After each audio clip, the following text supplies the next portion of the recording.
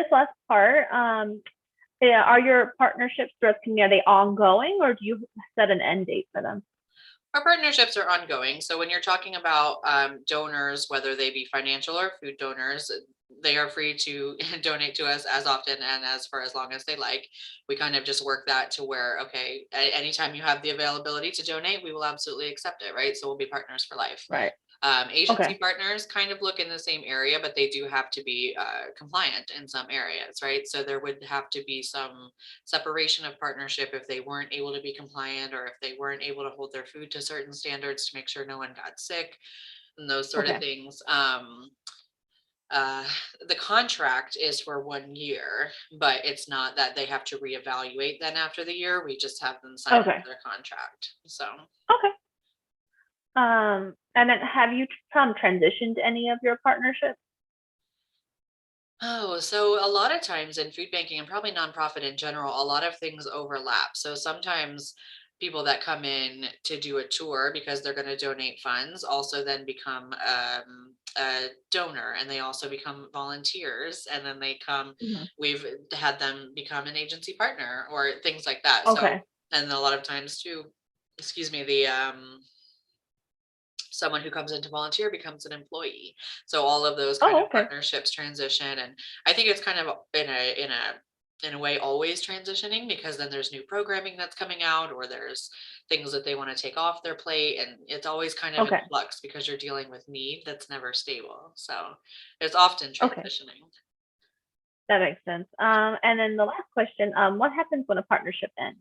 Depending on the programs that they're involved in, they would really just have to return anything that they had a signed contract that they would need to return. So say equipment mostly.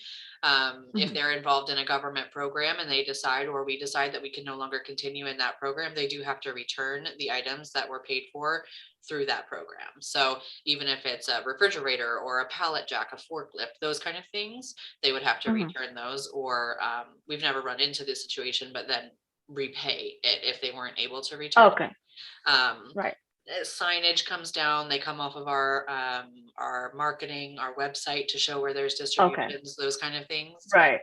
There's no formal announcement or anything, but we just try to Okay. recover whatever assets we can recover and reallocate them to other partners. And then we also try to do some sort of outreach for people who were involved in that partnership to then go to another location. So Okay. just to try to Uh, make sure that the awareness is there and that everybody knows that they can go get food somewhere else. okay. And then just quickly, because this is a kind of a education piece. So, how are you education-wise partnered in the community? How are we partnered education wise? So I don't know if this answers the question, but we have members from UNLV and CSN on our board. We also have Uh-huh. members of our staff that teach at both of those facilities. And we have internships and fellowships with students from those two schools and from other schools inside and outside the state that come in and they do an internship or they do some Oh, okay. projects here. So we're pretty looped into both of those networks. We don't teach any classes here or anything like that at this time, but a lot of I think at least three of our staff teach classes down at UNLV. So, Oh, okay. And then I know the partnership with Accelero provides food for low-income families and Head Start in the community. But are there any other schools in oh the yeah, community that? yeah, so when we stopped for COVID, when the pandemic shut down on in 2020, we went to a full direct distribution plan, right? And that direct distribution plan took place on school properties. So we have a really good relationship with CCSD and community and schools, and we provide closet pantries to those schools who are interested in having a closet pantry in their location. We provide backpacks to any school who has the need for students Oh, who nice. need food over the weekend or a holiday break.